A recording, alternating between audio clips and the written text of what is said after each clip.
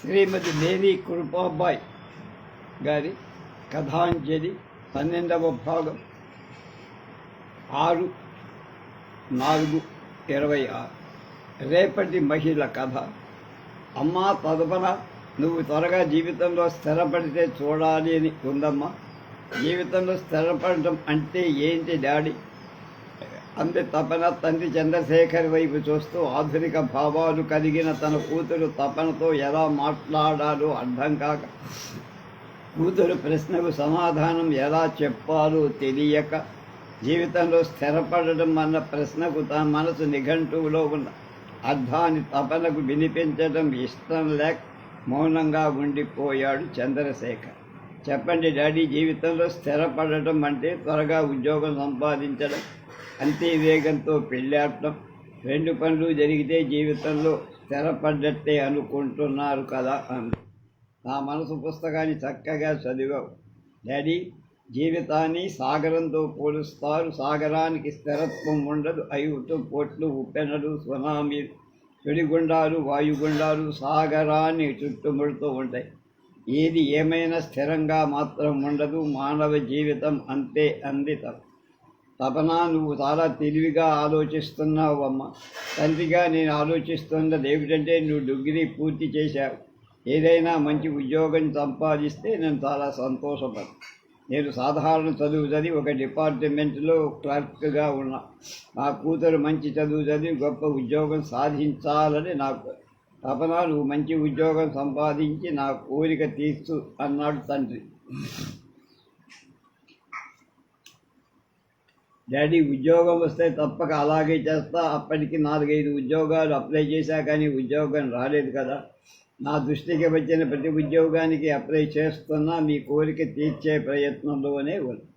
అమ్మా తపన, నేను చేస్తున్న చిన్న ఉద్యోగమే అయినా ఎంతో శ్రమించి పొదుపు పాటించి 2 ఎకరాల పొలం సంపాది.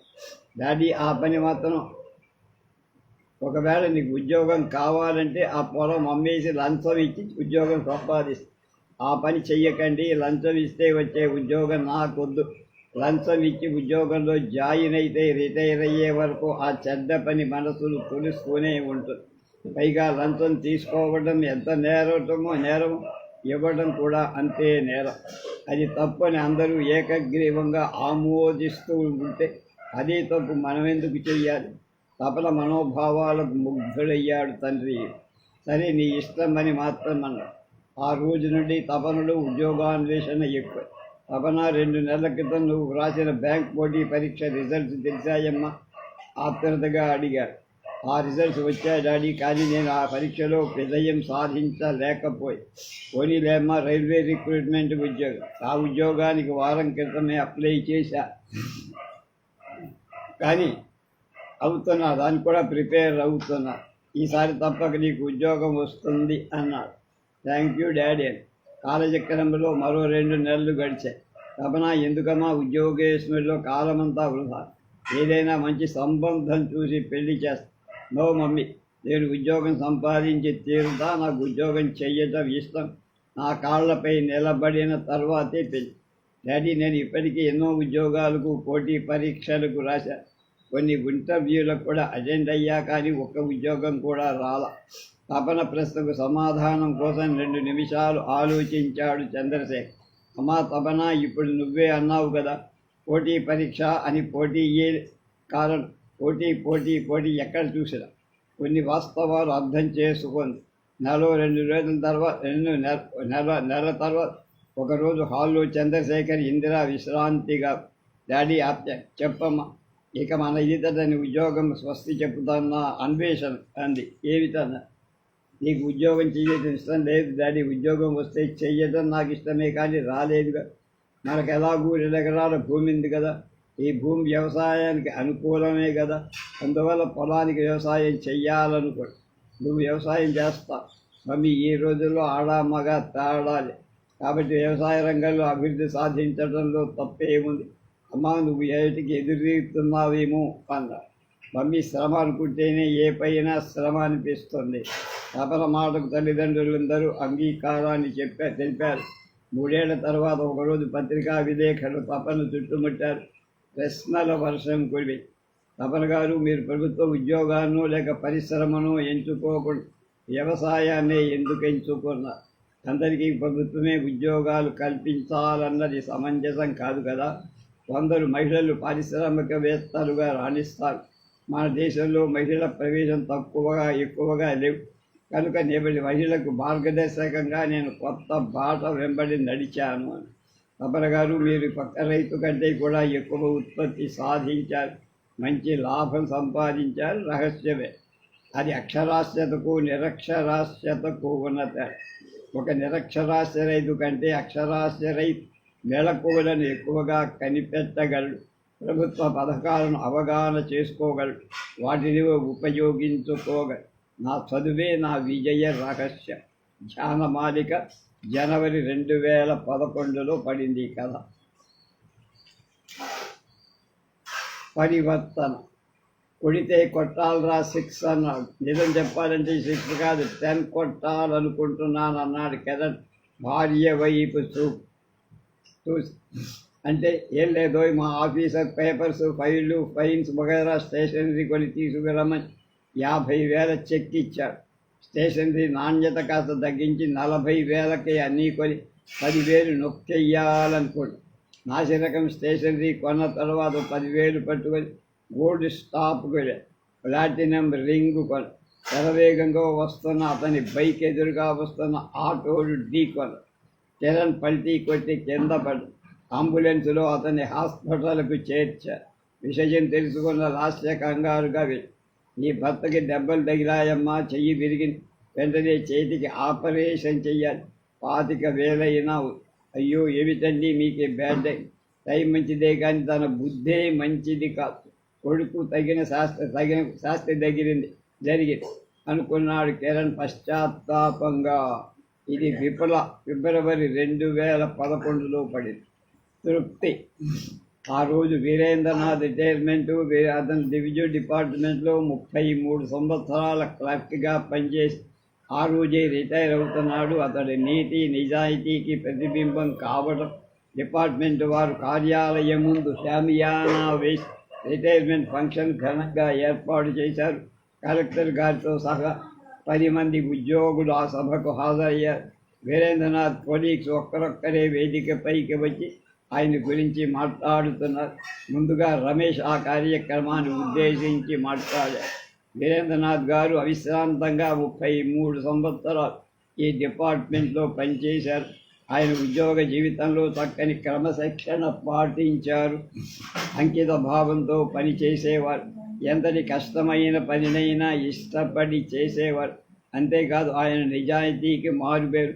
లంచం తీసుకోవడం ఆయనకు అస్సలు ఇష్టం లేదు. అందుకే మంచి పేరు సంపాదించగలిగారు. పదవీ విరమణ తరువాత ఆయన విశ్రాంతి తీసుకోవాలని ఆధ్యాత్మిక కార్యక్రమాల్లో, సామాజిక సేవా కార్యక్రమాల్లో కూడా ఉండాలని కోరుకుంటారు. కరతాళ ధ్వనులతో సభ మోగిపోయి, ఇంత ఘనంగా నన్ను సత్కరించినందుకు అందరికీ కృతజ్ఞతలు. అందరూ అభిప్రాయపడినట్లుగా పదవీ విరమణ అనంతరం సామాజిక సేవ చేయటం నాకు చాలా ఇష్టం. అసలు చిన్నప్పటి నుంచి సామాజిక సేవ చెయ్యాలని నా కోరిక, నా లక్ష్యం, నా గమ్యం. కానీ ఈ ఉద్యోగ బాధ్యత వల్ల నేను ఎటువంటి సాంఘిక సేవా కార్యక్రమాలు చెయ్యలేకపోయా. ఇంతకాలం కుటుంబం, ఉద్యోగాల మీదే ఏకాగ్రత చూపించాను. నా కోరిక నెరవేరం. పదవీ విరమణ తరువాత ఆ కోరిక తీర్చుకోవాలనుకుంటున్నా. తృప్తిగా శేషజీవితానంతా గడపాలనుకుంటున్నా. కానీ సాంఘిక సేవ ఎంతవరకు చెయ్యగలగనేను అనేది నా అనుమానం. మదర్ తెరీసా వంటి కోవకు చెందిన వారు చాలామంది సామాజిక సేవ చేశారు. తృప్తి కరమైన జీవితానికి నిర్వచనాన్ని చెప్పారు. రోగులకు సేవ చేశారు. తుఫాన్ బాధితుల, వరద బాధితుల సహాయపడ్డారు. నేను ఈ వయసులో అటువంటి శారీరక శ్రమ చెయ్యలేననిపిస్తోంది. ఇక సామాజిక సేవ ఎలా చెయ్యాలో అని ఆలోచిస్తున్నా. నా కుటుంబంలో ఆర్థిక సమస్యలు లేవు. పిల్లలు వాళ్ళ జీవితాల్లో స్థిరపడ్డారు. కాబట్టి తోటి మానవుడికి ఎలా సహాయపడాలి, నా వంతు సహాయం ఎలా అందించాలి అన్నదే నా సమస్య. ఈ విషయాన్ని గురించి ఈ రోజు నుంచి ఆలోచించాలి. తృప్తిగా జీవిత శేషాన్ని గడపాలన్నది నా ప్రయత్నం. కాలచక్రంలో 2 నెలలు గడిచాయి. వీరేంద్రనాథ్ ఒక బిజీ సెంటర్లో రెడీమేడ్ గార్మెంట్స్ షాప్ ఓపెన్ చేశాడు. ఆ షాపులో అన్ని వయస్సుల వారి దుస్తులు విక్రయిస్తున్నారు. వీరేంద్రనాథ్ మనసుకున్న మంచివాడేం కాదు. అతనికి సంఘసేవ చేసేంత మంచి గుణమేం లేదు. అతను కేవలం డబ్బు మనిషి. పదవీ విరమణ తరువాత సంఘసేవా కార్యక్రమాలు చేస్తానని ప్రామిస్ చేశాడు. కానీ వ్యాపారం చేస్తున్నాడన్నారు ఇరుగు పరుగు. అవును రమేష్, నువ్వు చెబుతున్నది అక్షరాల నిజం. 33 ఏళ్ల ఉద్యోగం చేశారు, డబ్బు గడించాడు, రిటైర్ అయ్యాడు. ఇందవే ఈ రోజుల్లో చాలామంది వ్యక్తిత్వం లేని మనుషులు ఉన్నారు. వాళ్ళు ఆలోచించేది ఒకటే, చెప్పేది ఒకటి. ఆ చర్చ మరో అరగంట తర్వాత ముగి.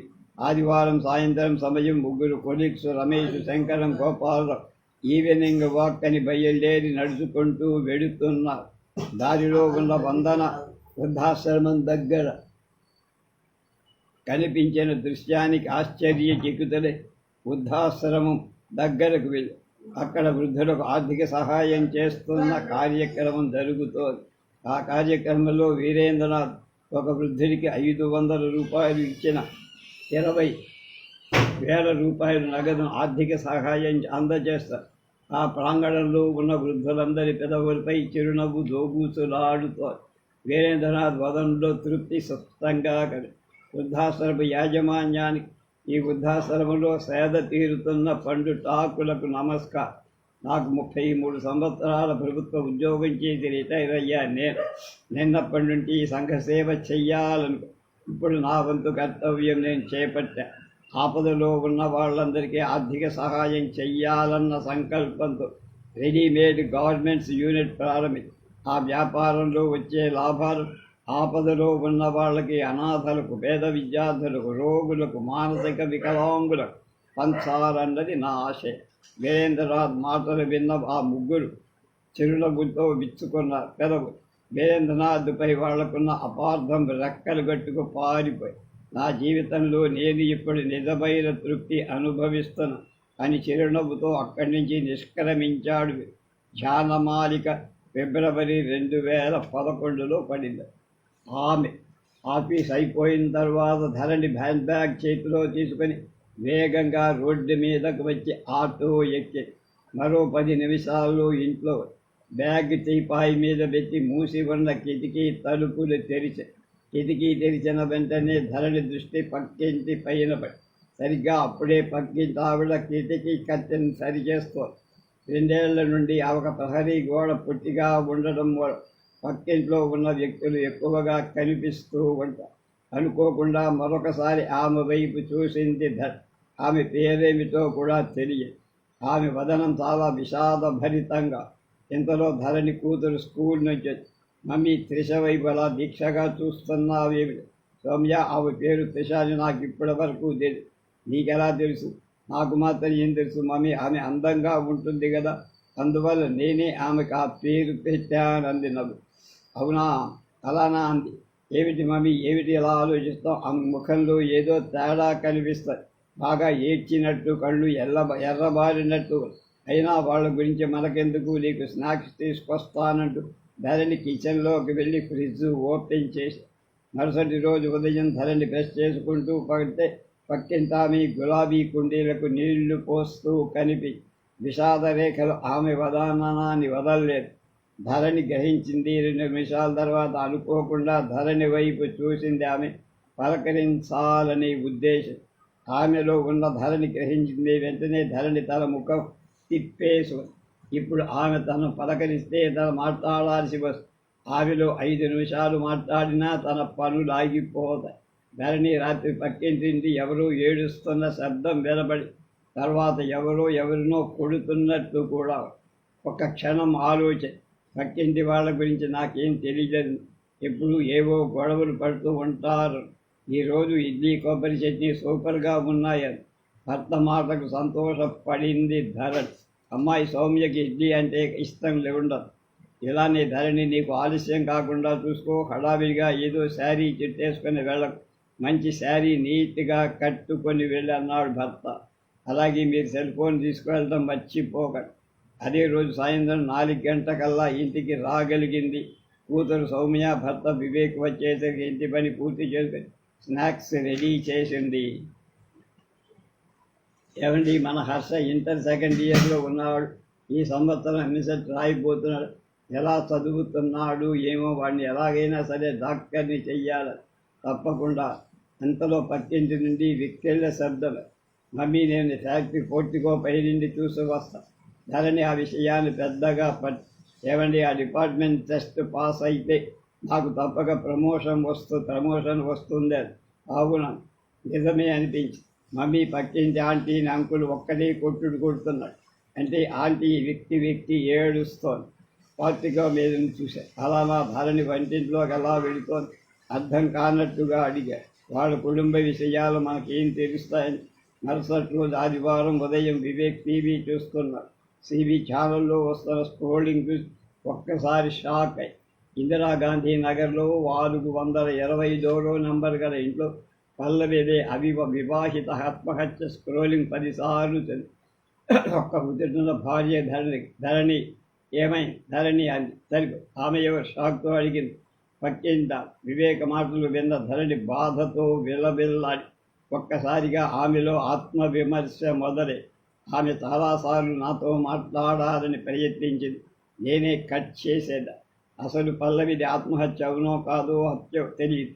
అతను ఎంతసేపు తన భర్త, పిల్లలు, ఇల్లు, ప్రమోషన్ గురించే ఆలోచిస్తాడు.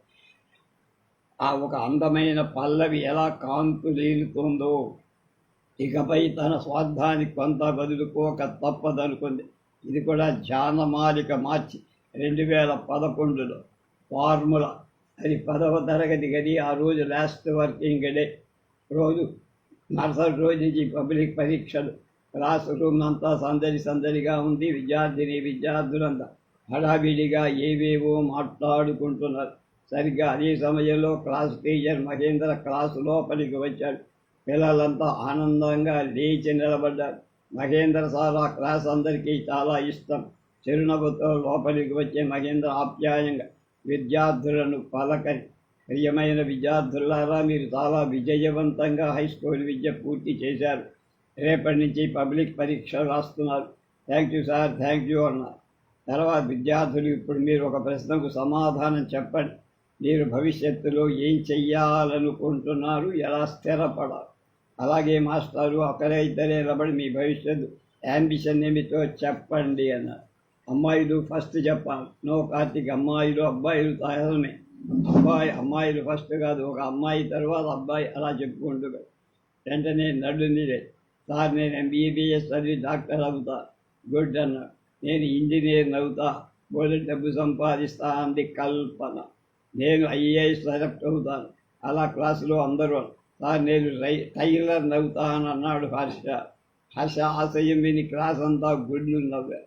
మేమంతా పెద్ద ఆఫీసర్లు అవ్వాలనుకుంటే, హర్ష మీ డాడీ ఇంజనీరింగ్, మమ్మీ డాక్టర్ కదా, మళ్ళీ నువ్వు ఈ టైలర్ ఏమిట్రా అన్నారు. ఏదైనా సరే డాక్టర్ అవ్వాలని కాంక్ష పెట్టారు. ఆ దిశగా చదువుకోవడం తపస్సు చేయించాడు. 2 నిమిషాలు మహేంద్ర ఆలోచనలో పడ్డాడు. లేదు సార్, మమ్మీ డాడీ విశ్రాంతిగా ఉన్నప్పుడు చర్చించుకుంటే విన్నా. నేను చేస్తున్న వృత్తికి, అభిరుచికి, మనస్తత్వాన్ని కొంతన కుదరాలట. వీరకటంటే భయపడే వ్యక్తి పోలీసు ఉద్యోగం చేపట్టవు. అయితే హర్ష 10th క్లాసులో చదువు ఆపేస్తావా? కాదు శాతవాహన, నేను ఇంటర్మీడియట్ చదువుతాను. ఆ తర్వాత ఫ్యాషన్ టెక్నాలజీ కోర్సు చేస్తాను. అప్పటికే లైరింగ్కు సంబంధించిన సమాచారం హర్ష సేకరించి ఉంది. నేను టైలర్ నవ్వుతాను ఖచ్చితంగా. ఏమిటి హర్ష, ఏమిటి నువ్వు మాట్లాడు? అవును డాడీ, నువ్వు మమ్మీ చర్చించుకున్న విషయాలు నేను అన్నివే. లో హర్ష, నిన్ను మాత్రం డాక్టర్ చదివించాలని నా కోరిక. కుటుంబ సభ్యుల మధ్య జరిగిన వివాదంలో హర్ష గెలిచాడు. ఫ్యాషన్ టెక్నాలజీ కోర్సులో చేరాడు. హర్ష కోర్సు పూర్తయింది. డ్రెస్ మేకింగ్లో హర్ష సైతే. హర్ష గారంటే మీరే కదా? అవును. ఏమైనా డ్రెస్ ఆర్డర్ ఇవ్వడానికి వచ్చారా? లేదు సార్. మీకు ఇన్కమ్ ట్యాక్స్ ట్రైనింగ్ మెంబరా? నేను ఎప్పటి ట్యాక్స్ కట్టుకట్టు. లేదు సార్, నేను ఇన్కమ్ ట్యాక్స్ ఆఫీసర్ని కాదు. మరి నా పేరు శాతవాహన అన్నారు. ఎలా నన్నే గుర్తుపట్టలేదా అంటూ హర్ష భుజం చెయ్యి.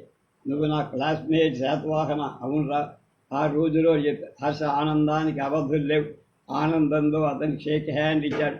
శాతవాహన, నువ్వు మూన్ హోటల్స్ యజమానివా, మూన్ ప్రోడక్ట్స్ నడిపిస్తుంది నువ్వేనా అంటూ ఏదో మాట్లాడసాగాడు హర్ష.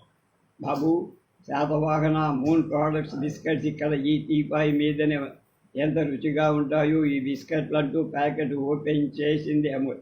చాలా సంతోషం బాబు. మా హర్ష చెప్పిన వృత్తి ఫార్ములా నువ్వు పాటించి గొప్ప పాటలు సంపాదించేస్తారు. రుచికరమైన ప్రోడక్ట్స్ తయారు చేస్తున్న కీర్తి ప్రతిష్టలు. మరొక విషయం హర్ష, నీ ఫార్ములా దిలీప్ కూడా ఫాలో అయ్యాడు. ప్రస్తుతం వాడు కుబేరా చిట్స్ మేనేజర్.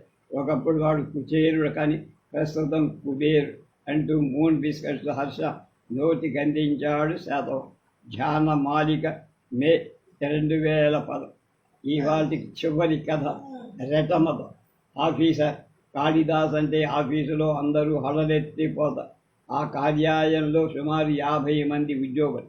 వాళ్ళంతా భిన్న ప్రాంతాల నుంచి సమయాలు ట్రాన్స్ఫర్ మీద ప్రస్తుతానికి వచ్చిన వారు. సాధారణంగా ఆఫీసర్లు కాస్త స్ట్రిక్ట్గా ఉంటారని వాళ్ళందరికీ తెలుసు. కానీ కాళిదాస్ అలాంటి వాళ్ళుచుకుని తినే ఆఫీసర్లు ఉంటారని ఎవడు అనుకోలే. రావడానికి మంచి ర్యాంకే వచ్చింది రమేష్, కానీ ఈ పోటీ ప్రపంచంలో మంచి సీట్ వస్తుందో రాదో ఇప్పుడే చెప్పడం కష్టం. ఇంతలో ఆఫీసర్ కాళిదాసు నుంచి ఇద్దరికీ పిలుపు. ఇద్దరు కంగారు పడుతూ ఆఫీసర్ ఛాంబర్లోకి అడుగుపెట్టి, చూడండి గోపాల్, రమేష్, మీరు ఇద్దరు ఈ ఆఫీసులో కొలీగ్స్. మీరు ఒకరికొకరు పరిచయం ఏర్పడటానికి కారణం మీరు చేసే ఉద్యోగం, అంతేగాని మీరు పర్సనల్గా ఫ్రెండ్స్ కాదు. ఉద్యోగాల వల్లే మీరు పరిచయాలు వస్తున్నాయ్యా. అలాగే సార్, మీరు వర్క్ చేయటం ఆఫీసు కులాసాగా కబుర్లు చేయబుకోవడం ఇప్పుడే విన్నా. పర్లేదు సార్, అది ఏమిటన్నట్టుగా ఆఫీసుకు ఆలస్యంగా రావడం కానీ ముందే వెళ్ళటం కానీ చెయ్యకూడదు. వర్క్ మిగిలిపోతే ఆదివారం కూడా వచ్చి పూర్తి. ఎలిమెంటరీ స్కూల్ విద్యార్థుల్లా చేతులు కట్టుకొని నిలబడి ఆఫీసర్ చెబుతున్న విషయాలు శ్రద్ధగా విన్నారు రమేష్ గోపాల్. మరొకటి, ఆఫీసుకు సంబంధించిన స్టేషన్ పర్సనల్గా ఉపయోగించుకోకూడదు. అలా వాడుతూ తెలిస్తే మిమ్మల్ని సస్పెండ్ చేస్తారు. గజ వణికిపోయారు క్లర్కులు. ఇంతలో ఆఫీసర్ తన గ్లాస్ ఛాంబర్లో నుండి కంప్యూటర్ ఆపరేటర్ రాణి సీటు ఆమె అప్పుడే వడివడిగా వచ్చి సీట్లో కూర్చొని అటెండర్లతో ఆమె పిలిపించి, సార్, ఇంత ఆలస్యంగా బస్సు లేట్. ఓకే, అయితే వర్క్ అంతా కంప్లీట్ చేసి లేటుగా ఎంత ఆలస్యంగా వచ్చావో అంత లేటుగా వెళ్ళాలి అన్నాడు.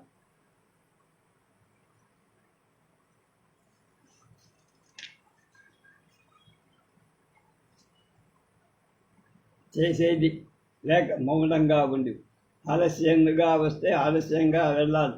నాకైతే ఇక్కడ 144 సెక్షన్లో ఉన్నట్టు. ఆ మాట నిజమే. ఈ రెటమతం ఆఫీసర్ రిటైర్ అయిపోతే ఆఫీస్ చక్కగా 11 గంటలకు వచ్చి 4 గంటలకే చెక్ వేయచ్చు అనుకుంటున్నా. అసలైన ఆఫీసర్ సిసలైన నిర్వాహకం కాళిదాస్ గారు. ఆయన పీరియడ్లు అడ్మినిస్ట్రేషన్ చాలా బాగా జరిగింది. సేవ దృక్పథంతో ఆయన విధి నిర్వహణ చేశారు. ప్రభుత్వం చాలా విచారించింది. అందువల్ల ఆయన సేవను కొనసాగించాలని కాంట్రాక్ట్ పద్ధతిలో కాళిదాసు గారిని తిరిగి నియమించాలని ప్రభుత్వం.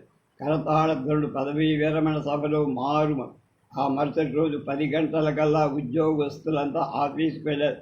వారి బాధ వందనాతీత. మరో 5 నిమిషాలు ఆఫీసర్ నుండి పిలుపు.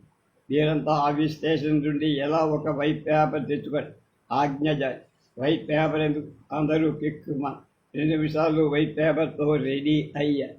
నేను పెట్టిన రూల్స్: ఆఫీసుకి టైంకి రావడం, పర్సనల్ విషయాలు మాట్లాడుకోవడం, ఆఫీస్ స్టేషనరీ వాడుకోకపోవడం, ఆలస్యంగా వస్తే ఆలస్యంగా లాంటి విషయాలు తప్పుగా అసహజంగా ఉన్న విషయాలు ఏమైనా ఉన్నాయా? ఉంటే అవేమిటో ఆ పేపర్ల మీద రాసి నాకు ఇవ్వండి. ఉద్యోగులంతా 5 నిమిషాలు వాటి గురించి చర్చించుతారు. తప్పుడు రూల్స్ అని, కరెక్ట్ కాదని వాళ్ళు రాయలేకపోయారు. ఎందుకని రాయలేకపోతాను? అవన్నీ కరెక్టే కదండి. నేను చెప్పిన ఈ రూల్స్ అన్నీ అతిగా మించిన మనలో క్రమశిక్షణను పెంపొందిస్తాయి. మీ అందరికీ అలా ప్రజల చేత అభినందనలు అందుకోవాలనిపిస్తే ఈ రోజు నుండి ఈ రూల్స్ను క్రమశిక్షణతో పాటించన్నాడు ఆఫీసర్ కాళిద. సార్, ప్రభుత్వోద్యోగులంటే సరదాగా కాలక్షేపం చెయ్యటం అనుకున్నాం, కానీ ప్రజాసేవ చేసే అవకాశాన్ని భగవంతుడు ఈ రూపంలో ఇచ్చాడని ఇప్పటిదాకా మేము గ్రహించలేకపోయాం. మాకు ఆ విషయం తెలియజెప్పారు. సేవా దృక్పథమే పరమావధిగా పనిచేసే ఉద్యోగులు మనుషులందరినీ మీరు చూస్తారు సార్ అంటూ చెమర్చిన నేత్రాలతో పలికారు గోపాల్ రమేష్. సన్ఫ్లవర్ మాసపత్రిక, మే 2011. ఇందులో నా కథలు, నా వ్యాసాలు పడ్డాయి. కస్తూరి మురళీకృష్ణ దాన్ని కూడా కొంతకాలం చూశాడు, నాతో కొన్ని రాయించేవాడు. రేపు నాకు ఈ ఉద్యోగం వద్దు అనే కథ.